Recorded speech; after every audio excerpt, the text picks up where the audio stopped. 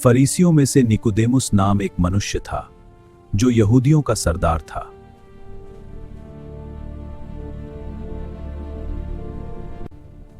हे रब्बी, हम जानते हैं कि तू परमेश्वर की ओर से गुरु होकर आया है, क्योंकि कोई इन चिन्हों को जो तू दिखाता है यदि परमेश्वर उसके साथ ना हो तो नहीं दिखा सकता।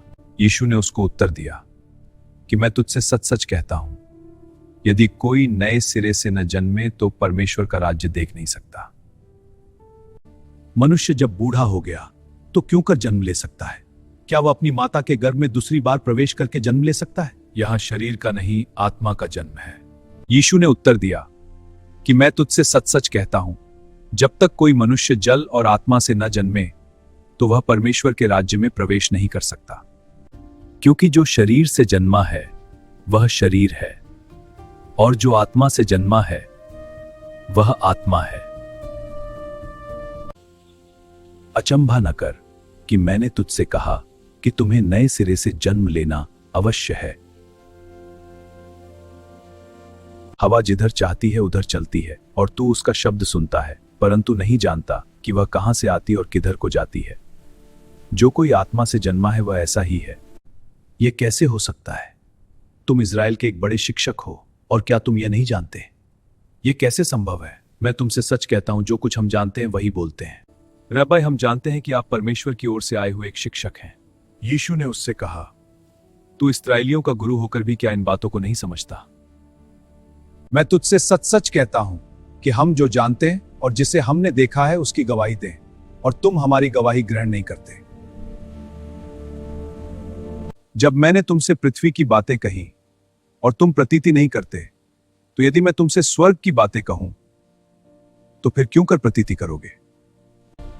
और कोई स्वर्ग पर नहीं चढ़ा, केवल वही जो स्वर्ग से उतरा, अर्थात अब मनुष्य का पुत्र जो स्वर्ग में है। और जिस रीति से मूसा ने जंगल में सांप को ऊंचे पर चढ़ाया, उसी रीति से अवश्य है कि मनुष्य का पुत्र भी ऊंचे पर चढ़ाया जाए।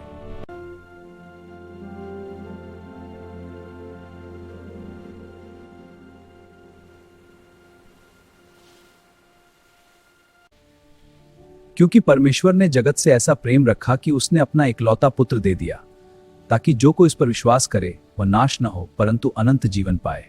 परमेश्वर ने अपने पुत्र को जगत में इसलिए नहीं भेजा कि जगत पर दंड की आज्ञा दे, परंतु इसलिए कि जगत उसके द्वारा उद्धार पाए। जो उस पर विश्वास करता है उस पर दंड की आज्ञा नहीं होती, परंतु जो उस पर विश्वास नहीं कर वह दोषी ठहर चुका, इसलिए कि उसने परमेश्वर के एकलौते पुत्र के नाम पर विश्वास नहीं किया।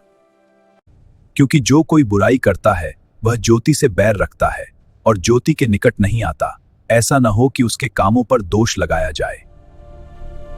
परंतु जो सच्चाई पर चलता है वह ज्योति के निकट आता है, ताकि उसके काम प्रकट हों कि वह परमेश्वर की ओर से किए गए हैं। इसके बाद यीशु और उसके चेले यहूदिया देश में आए, और वह वहां उनके साथ रहकर बपतिस्मा देने लगा। आओ बपतिस्मा लो पापों की क्षमा के लिए। और यूहन्ना भी शालेम के निकट एनोन में बपतिस्मा देता था, क्योंकि वहां बहुत जल था और लोग आकर बपतिस्मा लेते थे। क्योंकि यूहन्ना उस समय तक जलखान में नहीं डाला गया था।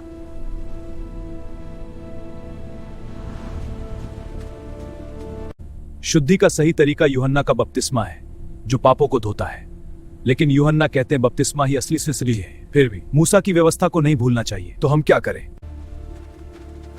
और उन्होंने यूहन्ना के पास आकर उससे कहा, जो व्यक्ति यरदन के पार तेरे साथ था, देख वह बपतिस्मा देता है और सब उसके पास आते हैं।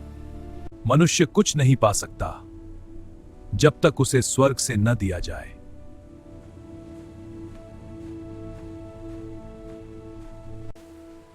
तुम तो आप ही मेरे गवाह हो कि मैंने कहा मैं मसीह नहीं परंतु उसके आगे भेजा गया हूं।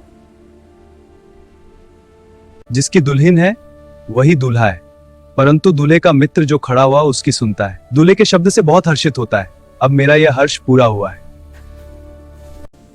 अवश्य है कि वह बढ़े और मैं घटूं।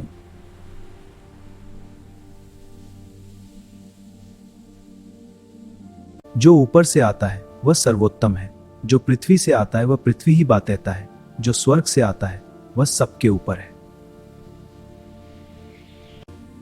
जो कुछ उसने देखा और सुना है उसी की गवाही देता है और कोई उसकी गवाही ग्रहण नहीं करता।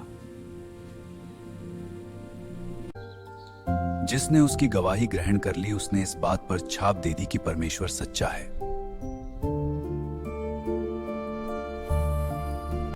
क्योंकि जिसे परमेश्वर ने भेजा है वह परमेश्वर की बातें कहता है।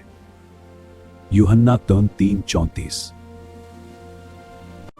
पुत्र, मैं तुमसे बहुत प्रेम करता हूं, मैंने सब कुछ तुम्हारे हाथ में सौंप दिया है। पिताजी, आपका प्रेम और भरोसा मेरे लिए सब कुछ है। जो पुत्र पर विश्वास करता है अनंत जीवन उसका है, परंतु जो पुत्र की नहीं मानता वह जीवन को नहीं देखेगा, परंतु परमेश्वर का क्रोध उस पर रहता है।